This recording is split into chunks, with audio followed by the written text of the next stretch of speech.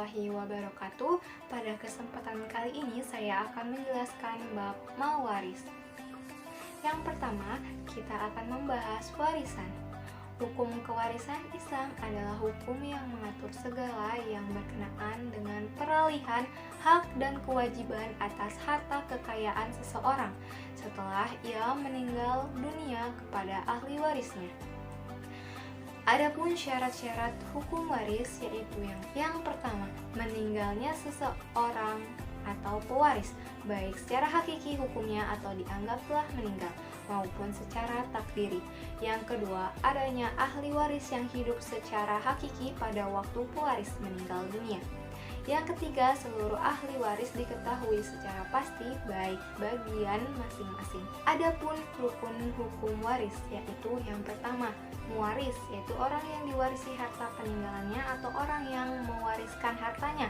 Yang kedua, waris atau ahli waris, yaitu orang yang dinyatakan mempunyai hubungan kekerabatan baik hubungan darah atau nasab, hubungan sebab atau hubungan perkawinan, dan karena memerdekakan hamba sahaya. Yang ketiga, maurus al-miras, yaitu harta peninggalan si mati setelah dikurangi biaya perawatan jenazah, pelunasan hutang, dan pelaksanaan wasiat.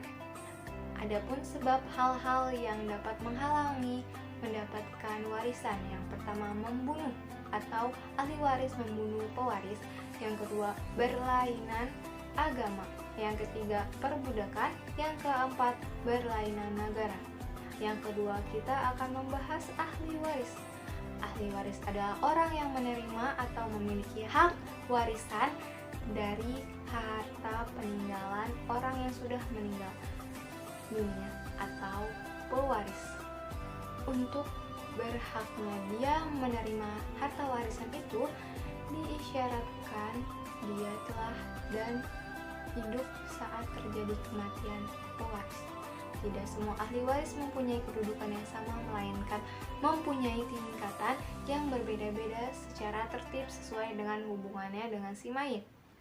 Ahli waris dari laki-laki adalah anak laki-laki, cucu laki-laki, dan seterusnya ke bawah, ayah, kakek, dan seterusnya ke atas.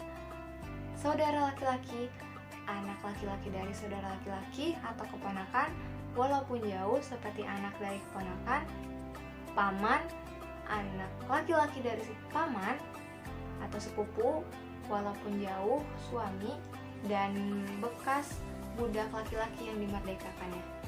Ahli waris dari perempuan adalah 7, yaitu anak perempuan dari anak laki-laki atau cucu perempuan, dan seterusnya ke bawah. Ibu, nenek, dan seterusnya ke atas, saudara perempuan, istri, bekas budak perempuan yang dimerdekakan. Hak waris yang tidak bisa gugur yaitu, dan ada pula yang tidak mendapat warisan yaitu, ada pula asobah, yaitu orang yang mendapatkan warisan dari kelebihan harta setelah diserahkan pada ashabul furud. Sebagai berikut adalah urutan asobah. Adapun ashabul furud, yaitu orang yang mendapatkan warisan berdasarkan kadar yang telah ditentukan dalam kitabul. Kadar waris untuk ashabul furud yaitu setengah, 1/4, 1/8, 2/3, 1/3, dan 1/6.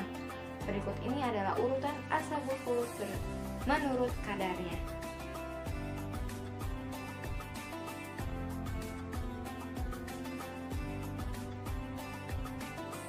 Lalu ada haj atau penghalang dalam waris, yaitu sebagai berikut. Kaidah yang perlu diingat, siapa yang tumbuh dari si fulan, selama si fulan ini ada, maka ia tidak mendapatkan warisan.